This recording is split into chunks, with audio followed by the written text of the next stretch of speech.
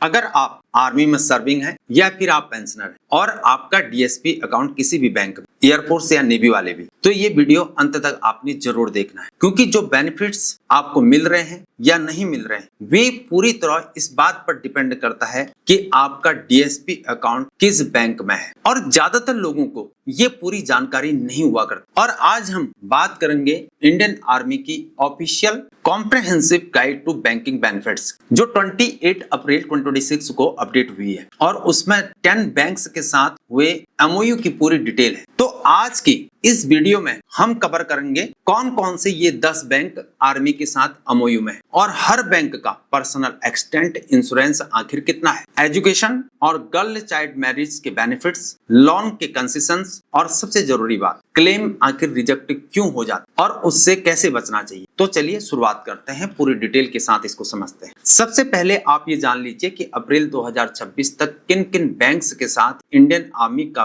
Valid MOU हुआ है। Bank of Baroda का एमओयू 3 मई 2029 तक वैलिड है। स्टेट बैंक ऑफ इंडिया यानी एसबीआई का सर्विंग और पेंशनर्स के लिए 15 जनवरी 2028 तक, जबकि अग्निवीर के लिए ये 3 नवंबर 2028 तक ही चलेगा।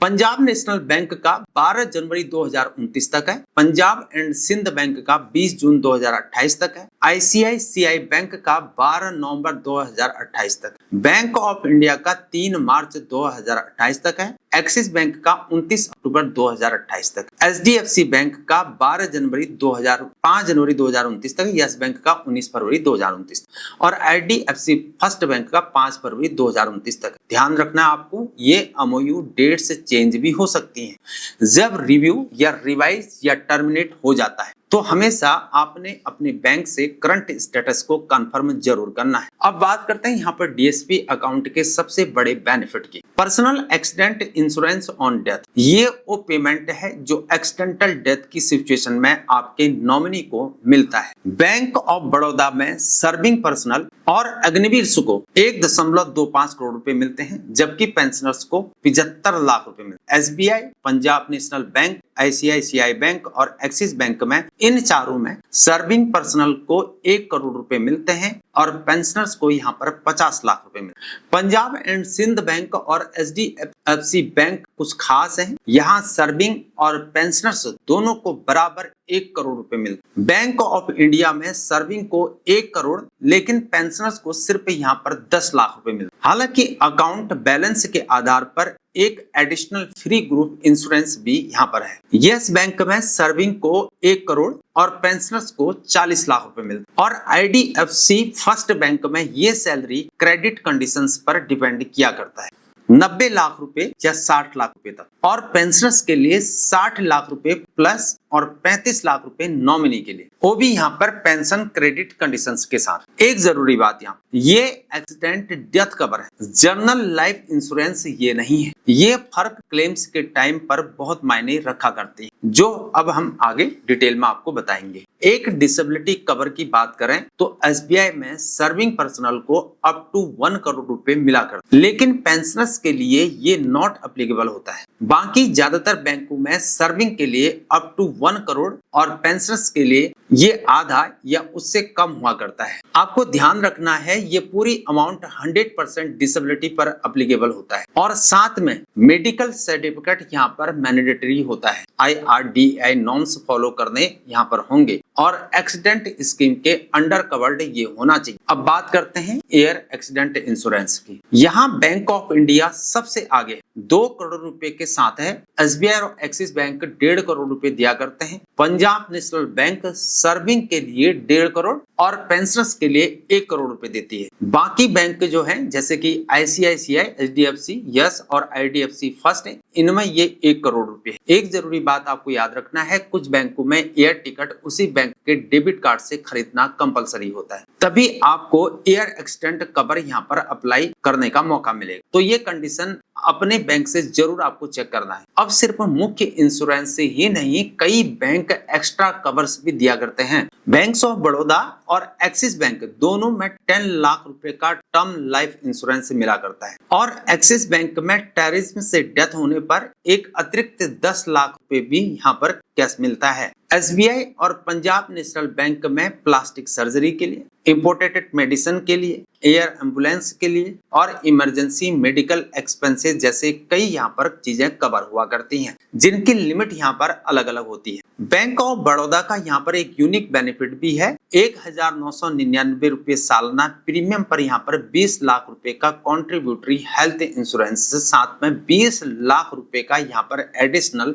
पीएआई कवर जो सर्विंग और एक्स सर्विसमैन पेंशनर्स दोनों के लिए होता है। आईसीआईसीआई बैंक में एयर एम्बुलेंस के लिए 15 लाख रुपए तक और नॉर्मल एम्बुलेंस के लिए 25,000 रुपए तक कवर होता है। एचडीएफसी बैंक में zero balance salary family account पर 1 लाख रुपए का एडिशनल पीएआई और 5 लाख रुपए का एएआई कवर होता है। तो अगर आप बैंक चुनने की यहाँ पर सोच रहे हैं तो सिर्फ आपको मुख्य कवर ही नहीं, ये एड ऑन बेनिफिट्स भी जरूर यहाँ पर कंपेयर करना चाहिए। बच्चों की एजुकेशन के लिए भी यहाँ पर डीएसपी अकाउंट काफी काम का चीज है। एसबीआई में 8 लाख रुपए लड़कों के लिए और 10 लाख रुपए लड़कियों के लिए उम्र में 18 से 25 लाख के बीच, और पीएनबी में 10 लाख रुपए प्रति बच्चा और मैक्सिमम 2 बच्चों तक, और पंजाब एंड सिंध बैंक में 6 लाख रुपए लड़कों के लिए और 12 लाख रुपए लड़कियों के लिए उम्र में 12 से 22 साल। आईसीआईसीआई में 5 लाख रुपए से 22 साल की उम्र तक और गर्ल चिल्ड्रन के लिए 5 लाख रुपए का अप फ्रंट भी दिया जाता है। बैंक ऑफ इंडिया में मैक्सिमम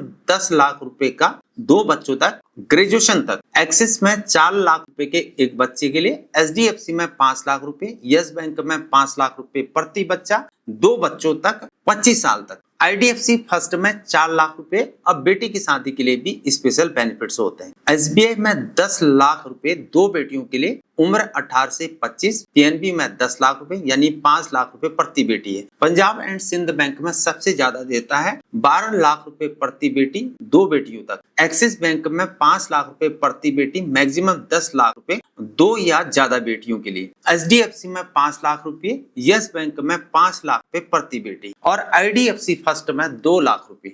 आपको याद रखना है एग्जैक्ट कंडीशंस में बैंक के अकॉर्डिंग से यहाँ पर अलग अलग होती है, तो अपने बैंक से आपको ये कंफर्म जरूर करना है। लोन बेनिफिट्स की अगर हम बात करें तो लगभग हर बैंक की प्रोसेसिंग फी में कंसेशन है, बेहतर इंटरेस्ट रेट्स हैं और ओवरड्राफ्ट फैसिलिटीज भी ये देते हैं। पंजाब एंड सिंध बैंक का होम लोन रेट है 7.55% और ये विदाउट प्री पेमेंट चार्जेस पर है। एसबीआई में 100% प्रोसेसिंग फी वेबियर है और अनलिमिटेड एटीएम ट्रांजैक्शन है एसबीआई के एटीएम पर। आईसीआईसीआई में अनसिक्योर्ड एजुकेशन लोन 1 करोड़ रुपए तक। एक्सिस बैंक होम लोन्स पर 12 ईएमआई वेव किया करता है। तो अगर आप होम लोन या पर्सनल लोन लेने का प्लान कर रहे हैं तो ये सारे कंसेशन को आपको ध्यान में रखकर बैंक को चुनना है। अब सबसे जरूरी हिस्सा, क्योंकि सही जानकारी न होने से बहुत से जो फैमिलीज होती हैं वो बेनिफिट्स उनको नहीं मिल पाते। क्लेम्स में सबसे ज्यादा रिजेक्शन इसीलिए होता है क्योंकि